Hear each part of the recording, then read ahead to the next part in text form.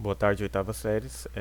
Como na aula anterior nós encerramos o gênero autobiografia com a produção, hoje nós vamos iniciar um gênero novo e já adianto que é um gênero bastante curto, né? Vocês que não gostam de copiar muito ou de produzir muito vão achar legal porque o gênero é bem curto, tá? E como o próprio nome dele já diz, é um microconto, ou também chamado de mini conto. Ou seja, nós temos o conto convencional, que é grande, né? Um pouquinho grande, assim por se dizer. E nós temos a variante dele, que é chamada de microconto ou mini conto, tá? Ambas estão corretas, você pode usar qualquer uma das duas opções. É, Esse gênero ele surgiu de acordo com a demanda é, da modernidade, né? As coisas mudam, os tempos mudam e também a forma de se escrever acaba passando aí por mudanças drásticas. Então surgiu essa variante direta do conto, né? Que é o microconto ou mini conto. E como eu disse, o próprio nome já é autoexplicativo. Ele é um conto bem pequeno, ele vai lembrar até o Aikai. Não sei se vocês lembram do Aikai, aquele poeminha japonês bem pequenininho. O microconto vai lembrar em muito ele em alguns momentos. Então vamos conceituar, caracterizar e exemplificar esse gênero tão divertido. Antes de mais nada, o que é o microconto? Lembrando que também pode ser chamado de mini conto, tá? Conforme você preferir. Ele também, né, é conhecido como microconto ou nanoconto, né, de nanismo, e ele é associado ao minimalismo, tá? Por isso que você tem essas variantes, porque o microconto ele é muito minimalista, né? Se você não se lembra que é o minimalismo, é uma série de movimentos artísticos, culturais ali que prezam pela organização detalhista, sabe, das coisas.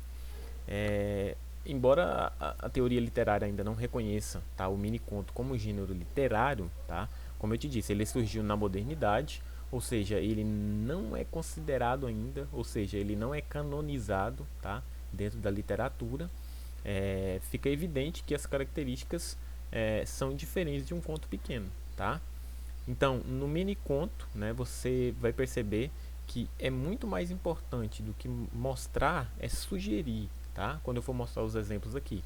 Por quê? Porque você deixa o leitor a tarefa de preencher ali as narrativas, as histórias, porque você vai perceber ali que como ele é muito pequeno, fica muito a caráter do leitor ler e interpretar da forma que ele achar conveniente, né? Da forma que ele tem na cabecinha dele, a visão de mundo, a perspectiva, ou seja, traduzindo para você, o mini conto ele é muito subjetivo, tá? Muito mesmo.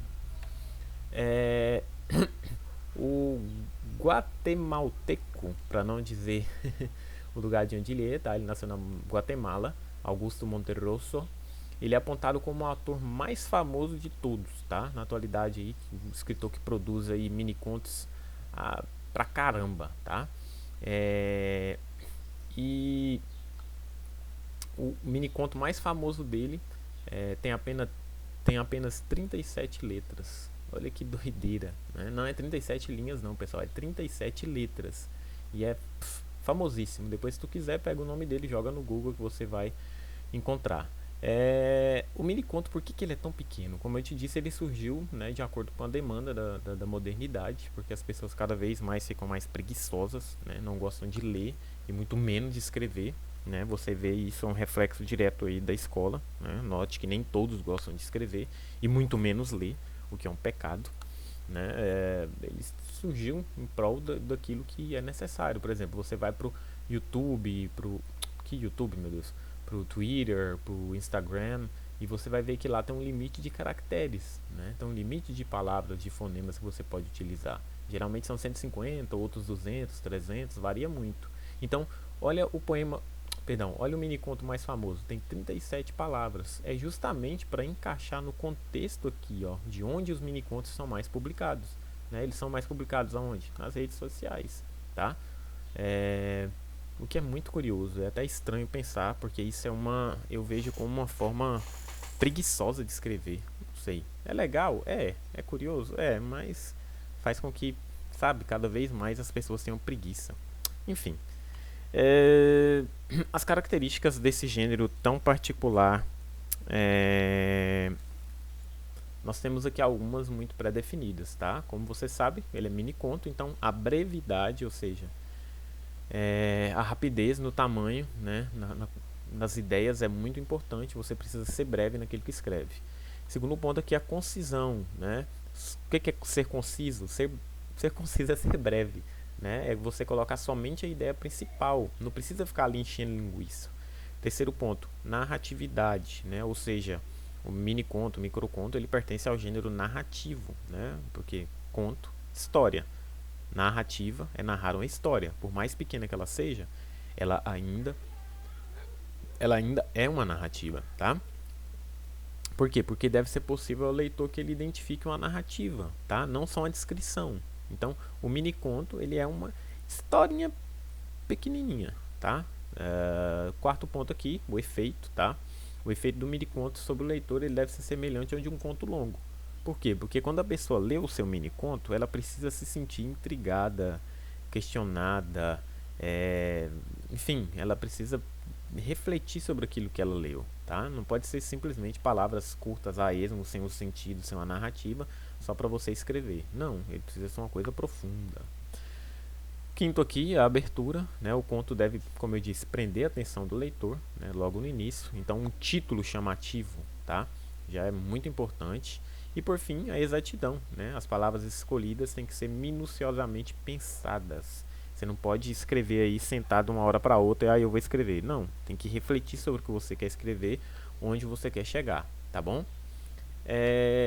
No Brasil, os mini contos, né, juvenis são aí, viraram uma febre, principalmente em rede social, tá? E o do Leonardo Brasiliense, chama-se Adeus, Conto de Fadas, 2006, é um dos mais famosinhos aí, tá? Tem alguns exemplos aqui que eu trouxe para vocês darem uma olhada, tá? Do Augusto Monterosso, aquele Guatemal, Guatemal, esqueci como se pronuncia. O cara da Guatemala, tá? Olha que interessante esse aqui. Quando acordou, o dinossauro ainda estava lá. Aí você, por exemplo, minha interpretação aqui, eu já levei para um lado muito subjetivo, né? Para mim, o que ele diz aqui, quando acordou o dinossauro estava lá, é uma esposa que acorda ao lado do marido. E infelizmente, o dinossauro, que é o marido, ainda está lá do lado dela e não foi trabalhar. Mas aí é a minha interpretação e a sua. Entendeu? O tanto que é curioso o mini conto, tanto que ele pode ser subjetivo e fazer você refletir. Esse segundo aqui do Ernest diz: vende-se sapatos de bebê, nunca usados. Ai meu Deus, esse é engraçado. Obviamente, vende sapatos de bebê, nunca usados. Tem uma figura de linguagem aí. Se você se lembrar que figura é essa, fale lá no grupo. E esse aqui é um pouquinho maior, mas não deixa de ser um mini conto, tá? Um mini conto não precisa ser só uma linha, duas linhas, tá? Ele pode ser um parágrafo, dois parágrafos, tá? E esse aqui é um pouquinho mais elaborado e diz: o balanço enferrujado rangia enquanto a solidão sussurrava a seu ouvido. Risos distantes podiam ser percebidos. Em seu coração reinava o barulho da ansiedade, que brigava com o silêncio de um espaço reservado, prestes a ser preenchido. Passaram-se horas. A euforia diminuíra pela agonia da espera e, livre de qualquer esperança, caminhara em direção à infelicidade, quando de repente se viu salva pelas garras de quem tanto a fez agonizar. Meu Deus, que profundo! Um mini conto da Lorena Oliveira Cabral. Lindíssimo, por sinal, tá? Então espero que você tenha gostado, entendido, compreendido. Lembrando que qualquer dúvidas eu estou sempre à disposição. Um abraço e até a próxima.